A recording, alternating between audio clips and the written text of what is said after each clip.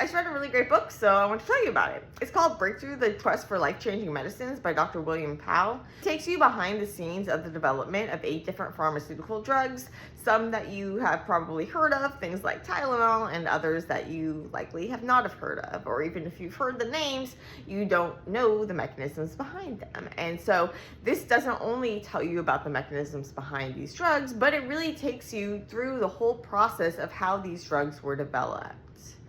Rather than focusing on a single person, it focuses on the team effort of drug development.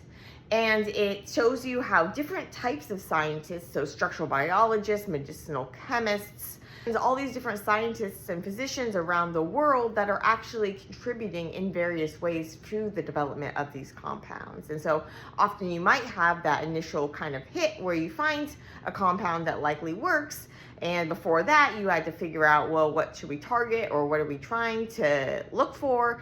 Have an assay or some sort of experiment that allows us to see if the compound's working, and then deal with all the challenges of things like increasing the solubility and the half-life.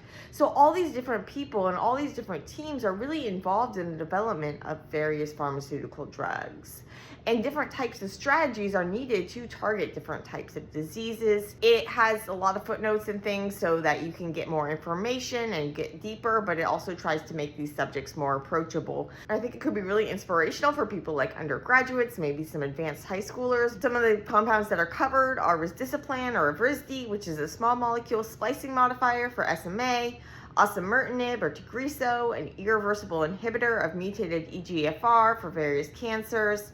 We've got the Tylenol, Emicizumab, which is a really cool bispecific antibody that binds to factor 9 and factor 10 of the clotting cascade, and it connects them, filling in the role that factor 8A would do in patients with hemophilia. Speaking of standing in for things, there's also CTX001 or Casgevy, which is a CRISPR-based gene therapy that targets a transcription factor called BCL11A to turn on the production of fetal hemoglobin in people with sickle cell disease and beta thalassemia.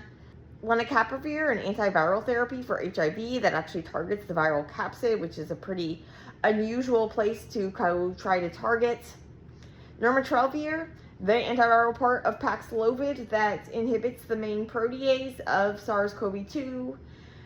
Alpelisib, which is Piqray and Vijoice, an isoform-specific inhibitor of PIK3C, so that chapter gets really into specificity and avoiding side effects. Lots of different little stories that it's able to tell through the lens of the development of various drugs.